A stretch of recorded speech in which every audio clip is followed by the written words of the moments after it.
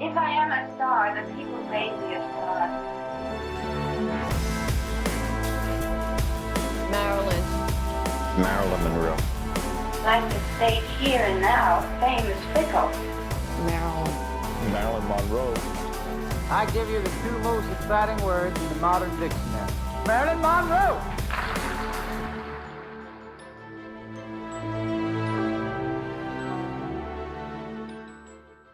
Hey everyone, thanks so much for tuning in. My name is Scott Fortner, Marilyn Monroe historian and collector and owner of the Marilyn Monroe Collection. And I'm Elisa Jordan. I am an author and founder of LA Woman Tours, and I too am a Maryland historian.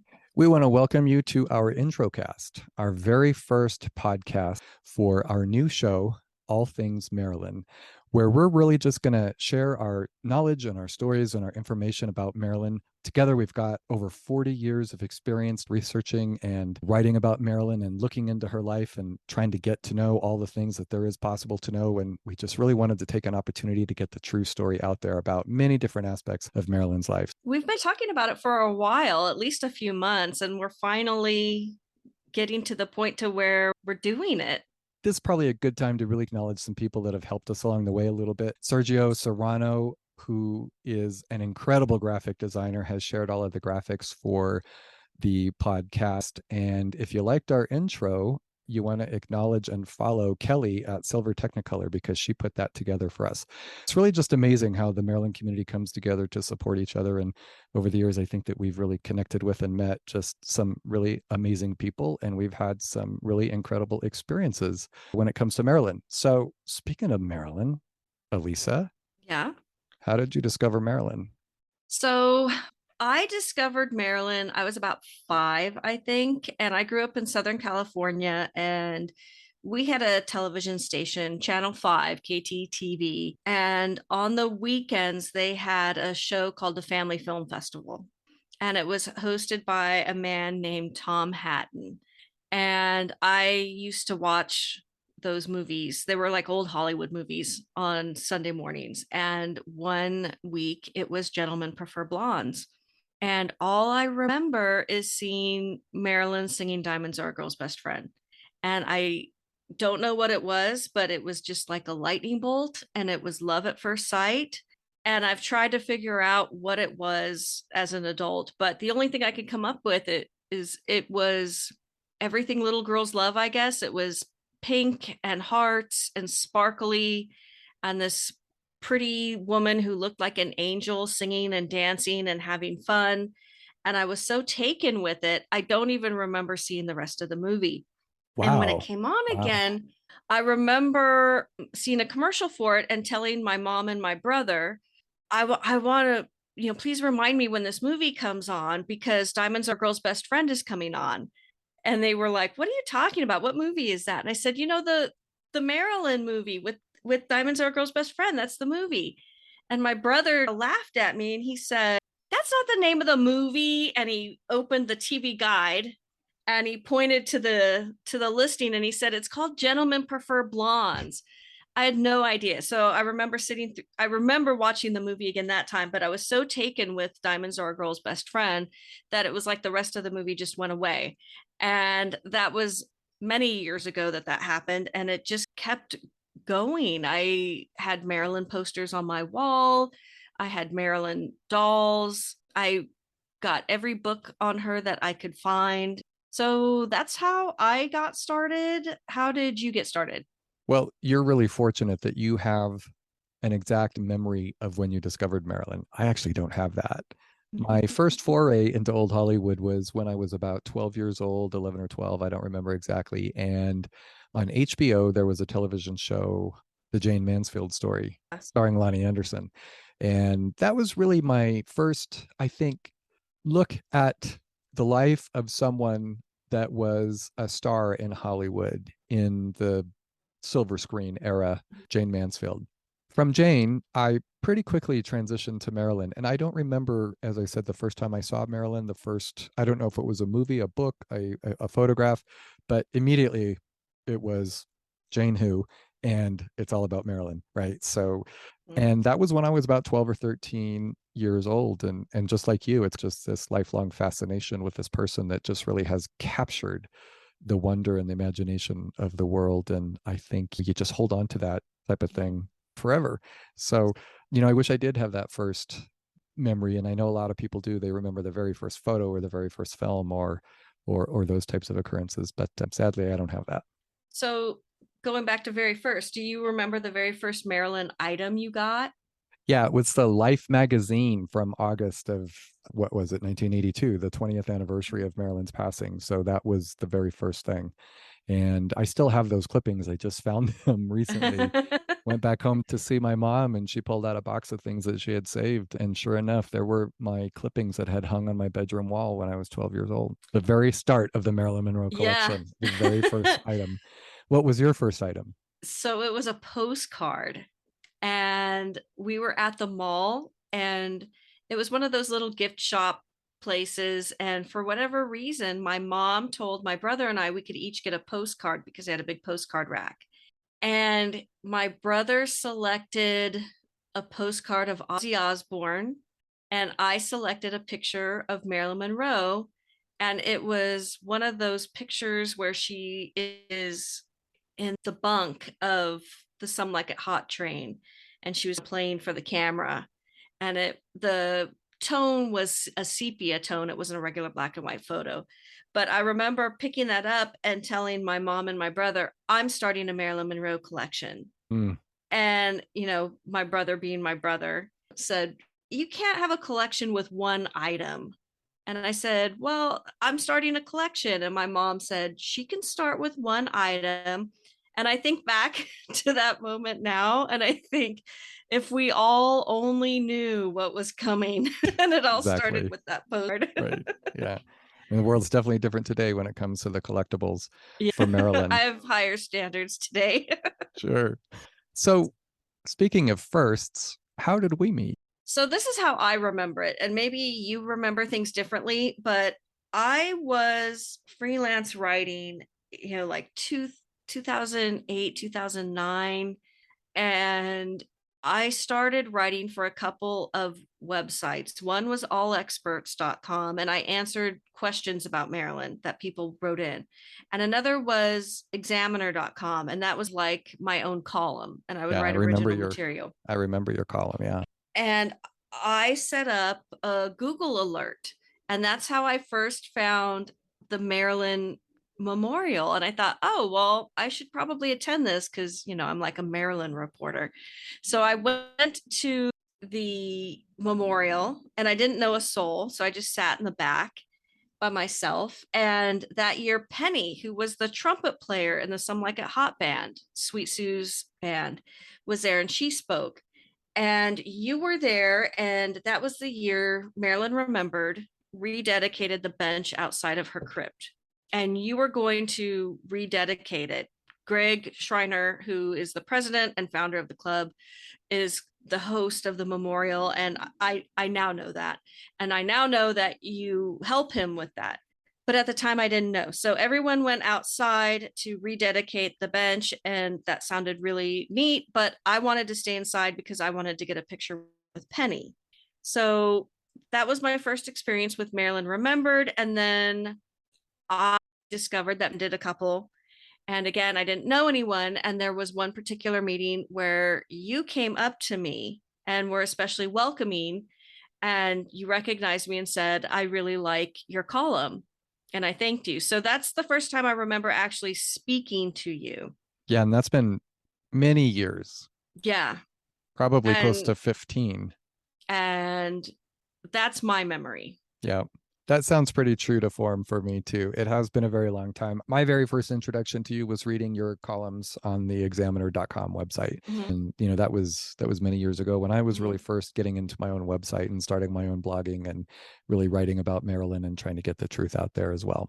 So that's how we met. But we've also had some pretty cool experiences over the years when it comes to Marilyn.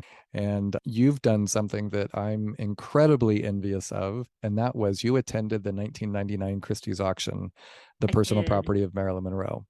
I remember hearing the announcement and thinking, well, I'm going to that. And, you can't stop me.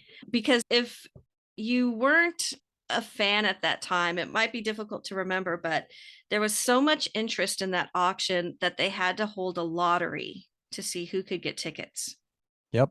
And I was fresh out of college, so I was pretty young, and they weren't going to announce who was a lottery winner until after you needed to basically buy tickets to go to New York.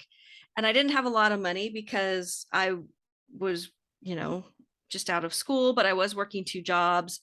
And I remember calling to register for the lottery and telling the woman on the phone, she was taking my name and number and everything. And I said, you should just give me the tickets now because I'm coming. Whether you give me a ticket or not, I will be there. And she started laughing. She was really good. She was a good sport about it. She said, okay, I'll keep that in mind. And then you had to order the catalog, which was $100. And that was a lot of money in 1999. It's a lot of money now. And I remember hearing the thud on my front porch one day. And I just knew, like, that's the catalog. Yeah. And I went running to the front door and opened up the box. I still have the catalog. Of course I do.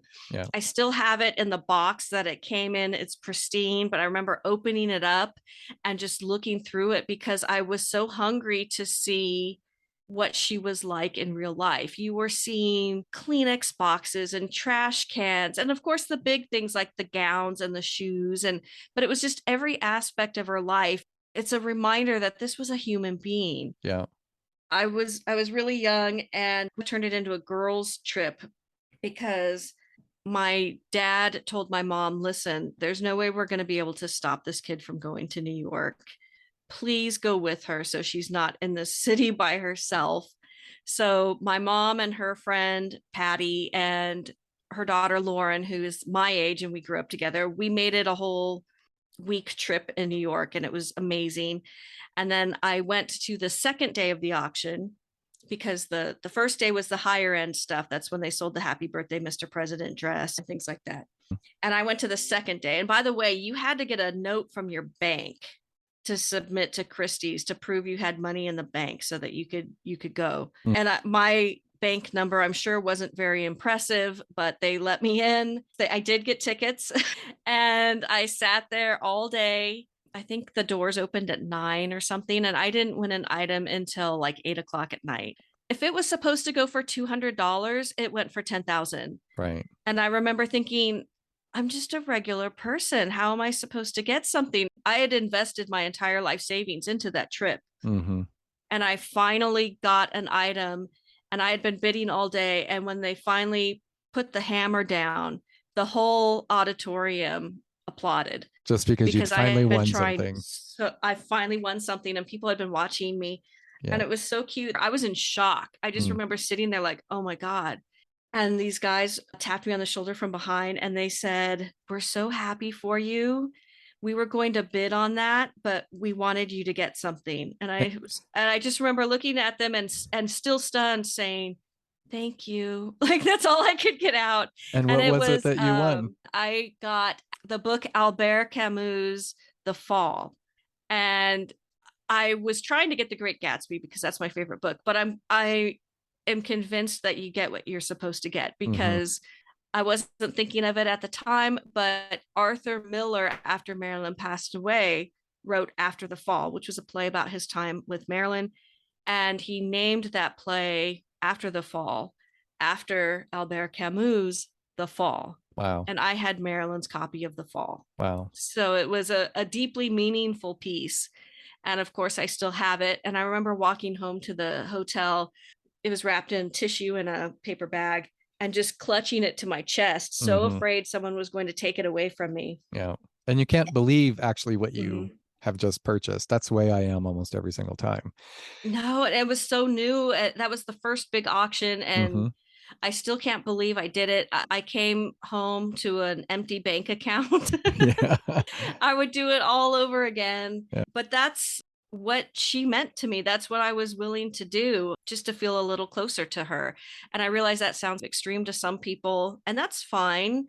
We all spend our money on something that's special to us. That's what I chose to spend my money on. Well, I think, you're speaking to somebody who gets it. I know. Well, I Yeah. think that's part of our bond. And of course, you now have one of the best collections in the world. And I'm saying that because I know you're very modest. So that's me saying that. But how did you get started with the auction world and collecting? Much like you, it was all about the 99 Christie's auction. Mhm. Once I discovered Marilyn, I pretty much started collecting anything and everything I could get my hands on. Mostly books and magazines. There wasn't a lot of availability of the tchotchkes that we see today at that time, Mhm. just your general merchandise. Posters. Was at Knott's Berry Farm. I traveled to California to stay with friends of the family, and there was a poster that was at Knott's Berry Farm, and I bought that, and I actually still have that poster. And, in 1999, the announcement came about the Christie's auction, and the People magazine story was really my first look at the items that were going up for auction at the Christie's auction. And I thought, oh my gosh, this is just really fantastic. Like, who knew all of this stuff still existed, right? Mhm. That auction opened up a whole new world of awareness and insight and education into the life of Marilyn Monroe. Because as you said, you look through the catalog and you're literally looking into her life. You see Yeah. clothing items that you have seen her wear in photographs. You see pieces that she wore to film premieres. You even see pieces that she wore in her films, her makeup, her jewelry, her scripts, her Mhm. books, all of those types of things. You really are reminded that she was a real person. Not long after the 1999 Christie's auction, I noticed that pieces that had sold at the 99 auction were actually available on eBay. And this was at a time when eBay was used a lot differently, meaning that people actually sold real items. There are very, very few authentic items on eBay today. People have just turned it into a swap meet for used goods that are not real with created letters of authenticity. So I encourage anyone to really be cautious if they're looking at something on eBay. I get emails from people all the time asking about, is this real? Is that real? Somebody's listing a bunch of items from Kent Warner, who was a costumer, but there's no connection with him and Marilyn. Mhm. So buyer beware. But anyway, I started to notice items that were coming up on eBay, and I thought to myself, well, why am I collecting magazines and books when I could be collecting items that Marilyn herself owned? Mhm. And that's what started it all. So that was over 2 decades ago. And today, I think it's probably the largest privately held collection of Marilyn Monroe memorabilia and archives and personal artifacts in the world. Privately held meaning I'm not a museum, I'm not a company. I Mhm. know that a lot of museums and large corporations invest in Marilyn just for investment purposes Mhm. and for display purposes. I'm a fan who happens to be lucky enough to be able to purchase some of these items. And Mhm. today it's hundreds of pieces. I've pretty much lost count. My website doesn't show everything in the collection. I update it with the more higher end or unique pieces. For example, I just acquired a pair of Marilyn's white Ferragamo heels in July, but my website doesn't even have everything on it that's part of my collection today. I love like the heels and the dresses and everything, of course.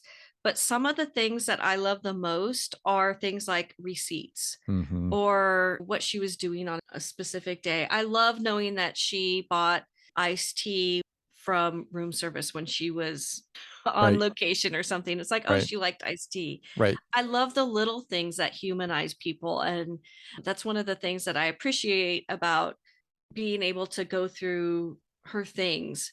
And something you and I have bonded on too is because we've been around the auction world, and you especially because you now help authenticate things, Mm-hmm. but we've been able to look at a lot of her items in person, and we get, I think, as close as we can to the truth with the information available now, Mm-hmm. like Yeah. looking at receipts and bills and what she paid for certain things. And Well, and where she was, what she was yeah. doing, looking at who she was writing her checks to. One of my favorite items in my collection are the two phone books from 1962. And I'm looking through those pretty regularly to Mhm. see who was and who wasn't in the phone book. And that was really the tool that I used as I went through and did my review of the Anthony Summers Netflix documentary. Mhm. I was just able to go through and say, well, these people weren't even in Marilyn's phone book. And Mhm. Marilyn's phone book basically is a look into who was close to her. Did she have every person listed in her phone book? Probably not. But it gives us a good idea of those people that were close enough that she actually wanted to record their home address and their telephone number. Lots of her own handwriting annotations throughout, and pretty much anybody who was anybody in her life is included in her phone books. Her hairdressers, her costumers, Jean-Louis, her film directors, her co-stars, her husbands, Joe DiMaggio, Arthur Miller, their children, her half sister, other family members, everybody that's listed in there is basically someone that was close enough to Marilyn that she wanted to make sure that she had their information. So Mhm. they really are an interesting view into Marilyn's personal life. And because we've been lucky enough, and I hate to use the word blessed because people always joke about hashtag blessed, but we really have been fortunate to see some cool things up close, and we've had some opportunities most people probably wouldn't ever dream of having. Like when I was a kid, I never thought I would be sitting next to the guy who bought the Happy Birthday, Mr. President dress in Mm-hmm. 2016, Mm. who we now know worked for Ripley's Believe It or Not. Mm-hmm. And it's so funny because, I've seen news footage from that because he bought the dress and then they asked if he would say a few words and he did to the press. And I'm sitting right there next to him. And I Mm-hmm. think you're behind him. Yeah, I'm immediately behind him. I was sitting right behind him.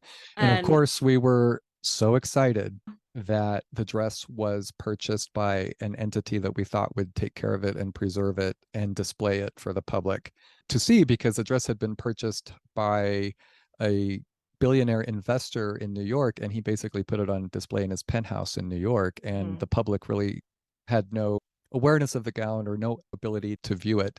So when we discovered in 2016 that it was purchased by Ripley's, I was quite relieved, and I was really encouraged, thinking, okay, everything's going to be okay. I thought that it was maybe going to be purchased by a very wealthy private individual and even taken out of the country. I know that today a lot of higher end items that are up for auction, and not just Maryland, but just in general with pop culture, go to Asian countries and the Middle East.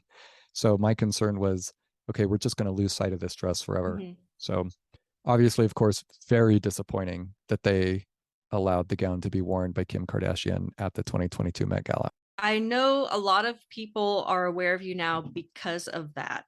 And I was sort of, not literally, but at least figuratively sitting next to you when all of that happened.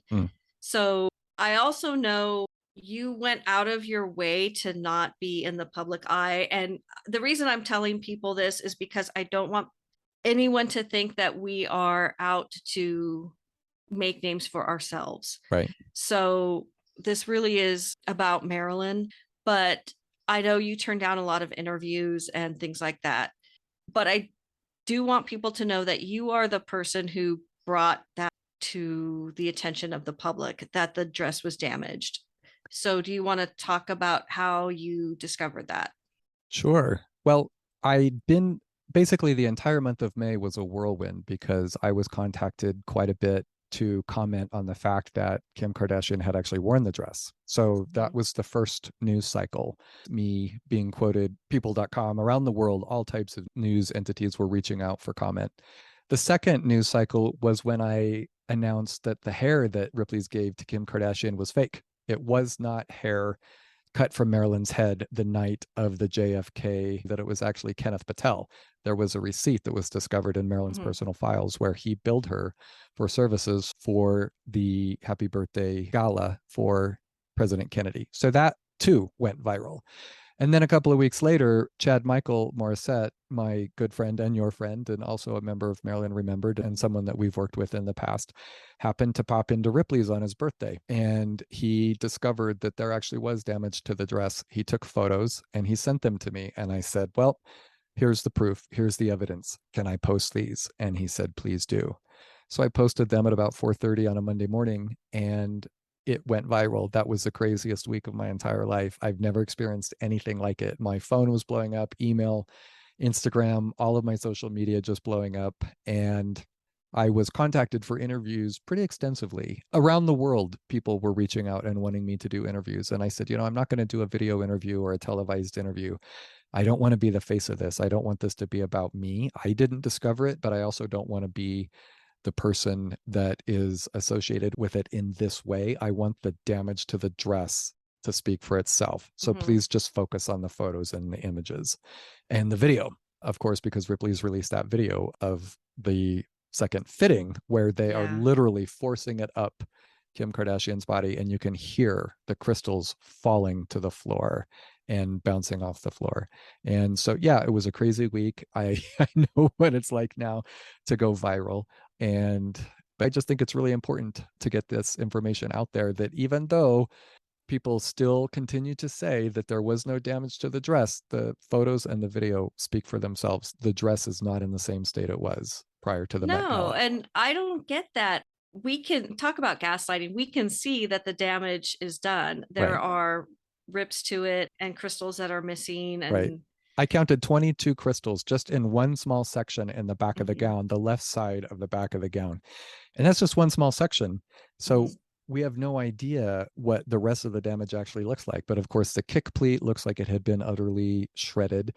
And there's a huge I don't know how that happened. I don't know how that happened either. But there's also that huge tear out of the right front shoulder strap that Daryl Rooney took a video of and posted. And of course, that added to the story as well. People are still denying it. The Kardashians are still denying it. Ripley's still denying it. People know just by looking at the photos and the videos. It's what happened. They can say all they want, but we know the truth. Yeah, exactly. And I know you mentioned that you were jealous of me because I went to the Christie's auction in '99. There is one thing that I'm really jealous that you got to do. Let me just clarify. I said envious, not jealous, but go ahead. I'm envious, maybe a little bit jealous, maybe a little. Okay, well, I am a little envious of the fact that you have been inside Marilyn's home, and it's the house on Fifth Helena Drive, which is the house where she passed away. But it's also important, if you like to study Marilyn, this is the only home she actually purchased. Marilyn moved around a lot and she rented. So if this would be an important house just for that reason alone, the fact that she passed away in it, of course, gives it a deeper meaning. But there are a few things going on with that house, and you have been inside. I have been inside, not once, but twice. It's been up for sale. Been up for sale twice over the last 10 or 12 years, and I was able to get in when it was available for sale on 2 different occasions. And to step across that front step with the tiles still in place that were there when Marilyn purchased the home in 1962 that read Cursum Perficio, translated to "My journey ends here," is just so meaningful. It was the first house we know that Marilyn ever purchased with her own money. She was so excited about the home, really going in and doing an awful lot of work to decorate it, the landscaping, remodeling. She redid the kitchen, and to actually stand in the room where she passed away and know that you're in the exact same spot where she took her last breath was moving. And it's just an experience that just can't ever be replicated or duplicated anywhere else. In my mind, there are 2 places that are really important as far as Marilyn locations, like the most important places, obviously, where she's buried. And then, of course, her Brentwood home. Yeah. And the Brentwood home is just utterly exclusive. It's very few people have ever been in the home. And it's really impossible to get access unless you know the person who lives there and they're willing to share it with you, or if you can get in when it's available for sale. And that's how I was able to get in. But it was quite an experience. And on my Instagram account, on my Facebook page, I actually have posted a video, and on my YouTube channel, where I do a tour. And I will acknowledge and recognize and share before anybody has any comments or feedback that yes, it's a crappy video. I had my phone in my shirt pocket because there was no recording that was allowed. And so my phone was in my shirt pocket facing out recording, and I was walking around and capturing the home and the grounds surrounding the homes. Yes, it's crappy, but guess what? It's the only footage that exists today, aside from the new footage in Blonde, which we will be talking about in our next episode. But aside from the new footage in Blonde, it's really the only footage, the video footage of the inside of Marilyn Monroe's house that's available for fans to look at. So if you won the lottery, would you knock on the door with a blank check? I think I might. It's a tough decision. It is the Marilyn Monroe location, as I mentioned, but at the same time, I know that fans regularly visit, pop over the fence, hold their phone up, take photos. There is video footage where somebody gained access to the property, walked around, filmed the outside of the property while someone was living there.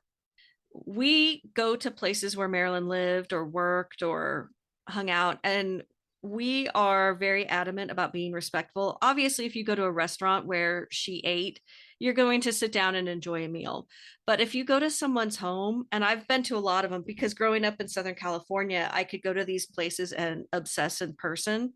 And if you want to be welcome, you have to learn right away that you do not hang over the fence. You do not put your camera over the fence. You do not steal pieces of mail or flowers or things like that from the house. I should point out that I took my love of Maryland places so far that I started a tour company, which I named LA Women Tours. And the reason I did that was when I was writing columns for All Experts and Examiner.com, I realized a lot of people really like Marilyn and care about her and want to know about her, but they didn't know a lot about her because so much of the information out there is not good. So I thought, what if I put together like a classroom on wheels and I start taking people to places where she went, and it became one of those ideas like, oh, that's crazy, I'm not going to do that. But the idea didn't go away. And when you have an idea that just persists like that, you have to finally say, okay, well, at least let me try it.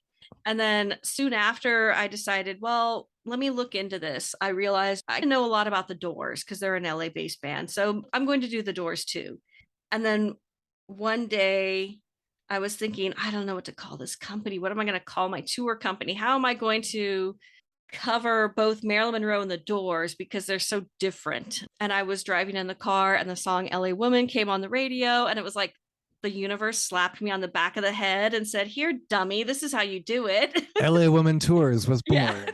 Yeah. So it was the Doors song LA Woman Tours, or LA Woman. And then of course, Marilyn is an LA woman because she was born and raised here. And then I started doing rock and roll tours and Jean Harlow tours because I know a lot about Jean Harlow, because if you love Marilyn, the natural extension is to get into Jean Harlow because she based herself or her look on Jean Harlow. Where I'm going with this is I got really good at building goodwill in the community because I was respectful, and I asked that my guests be respectful. When we go to these places, you do not walk up to the porch and take pictures. You don't look through mail slots. You don't look in windows.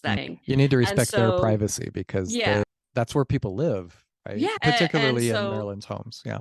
So you and I are both really good about that. And if someone hears this and they want to go to any of Marilyn's homes, please, please, please respect the people who live there, because if they feel unsafe, we could all lose access. Right. So I'm on a soapbox there, but I just want to throw that out there. Yeah. And there are many Marilyn locations that people can still visit today. And I want to just plug Michelle Morgan's book, Marilyn Addresses, which really goes into great detail about many locations where Marilyn lived or where she worked, where she visited, and you can actually go to those locations. I've done a series on my Instagram and Facebook account called In Her Shoes, where I'm actually taking photographs of the same spot where Marilyn was, and it's really cool. I've also had the privilege of spending quite a bit of time with Anna Strasberg, the widow and third wife of Marilyn's acting coach, Lee Strasberg. And I have a lot of stories to tell when the time is right about Anna and what she has shared with me. She's really opened up over time and provided a lot of insight into what it was like to be Lee Strasberg and be married to Lee and the responsibility that came with that. And I know a lot of people have a lot of varying opinions about that, but I think that in the absence of the information that I will be sharing someday, there's always two sides to every story, and nobody asked to be in the position of being the individual that inherited Marilyn Monroe's estate. Lee Strasberg didn't even know he was listed in Marilyn's will until after she died. So there's just a lot of different facets and tentacles about the story of Marilyn Monroe. And you know what, Elisa, this is probably a good time to share that that's really why we're here. Mm-hmm. is to get to the bottom of a lot of the stories that are out there and really try and get the truth out there, and not just from our own experiences and research that we've done, but also people that we've come into contact with over the many years that we've been in the community, book authors, other people that have worked with Marilyn, knew Marilyn. We have a full list of Mm-hmm. people that we are really looking forward to being on the show and taking time to share their stories as well. Marilyn is one of those people who you look at her and you can see in her whatever you want to see. So for me, the reason I have been so loyal and true to her is because she's been inspirational. I always viewed her as she was not technically an orphan, but basically an orphan. She didn't have much in the way of parenting. She had been in an orphanage. She grew up in the Depression. She lived in poverty, and she went on to become the most famous woman in the world. And if she could do that, then there was nothing I couldn't do. And so whenever I had a goal in mind or something that seemed insurmountable, I would look to her as a North Star and think, well, she wouldn't have given up. She would have continued, and look what she was able to achieve. So if I could just achieve a little bit of whatever it is I'm setting out to do, then that's what she's inspiring me to do. So that is the way I look at her. I see her as a human being, someone who had flaws, but someone who had a lot of talent and grace, and who lived her life with conviction. She didn't always have it easy, but she was a very brave person and she persevered. So that's what she means to me. That's why I'm here. And I don't know what she means to you. So I'll let you fill that in, but just to let you know again why we're doing this. Right, exactly. And just to recap, really just to try to get to the bottom of some of the incorrect and inaccurate information that's out there. For example, Marilyn's approach to civil rights. And did she really help Ella Fitzgerald? We're going to get to the bottom of that in one of our episodes. To me, the thing with Marilyn is she's just such a fascinating individual. You're never going to be able to pin her down. There are so many different facets of the life and times of Marilyn Monroe, so many different elements, so many different stories, so many different achievements. And I do think a lot of people relate to her in their own special, unique way, whether they experience a lot of the same challenges that she experienced with relationships or with image or with self-confidence, with being taken seriously, or people look at her the way that you do as an inspiration. Whether people know it or not, she did start from very humble beginnings. And I just did a post on social media recently where I said she lived her dreams and she reached for the stars, and then she became one. And it's just that thing that keeps us all together. And many years ago, I was sitting on a panel discussion as part of an exhibition in Australia, and somebody asked a question and said, "Why Marilyn? Why did you pick Marilyn?" And I said, "Well, I don't think that you ever pick Marilyn. I think Marilyn picks you." That's how I feel too. Right. I instantly become that little girl watching Diamonds Are a Girl's Best Friend. Right. Exactly. We really encourage everyone to follow us on Instagram. Our account is at All Things Marilyn Podcast. And we will be doing regular shows, regular updates, again, just trying to get information out there that's truthful and accurate. This is a challenging time right now in consideration of the release of Blonde, which really is a work of fiction. But we know that a lot of people are looking at this and going, wow, that's the real story of Marilyn Monroe. In general, it's not been a good year for Marilyn, starting with the Anthony Summers Netflix documentary, and then Kim Kardashian wearing the Happy Birthday, Mr. President dress, now the release of Blonde. But we persevere, we maintain, and we get the real story out and the real information out. We're here because of the love of Marilyn. And to share what we know, share our information, share our experiences. So thanks again, everyone, for tuning in. And I do want to acknowledge just one more time Sergio Serrano and creating all of our beautiful graphics for the podcast. You can follow Sergio on Instagram. His account is at Maryland, Mexico.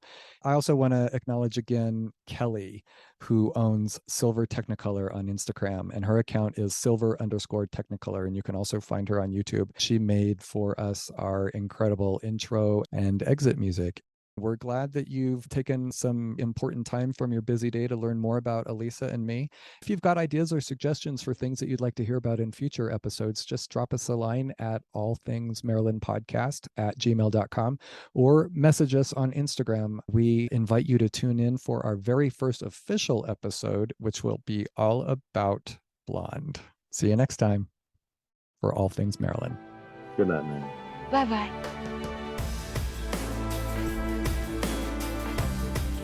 You loved on the screen, and that's the one thing that survived, you know. I realize more and more the responsibility. But you do miss sometimes just being able to be completely yourself and someplace and people just know you as another human being.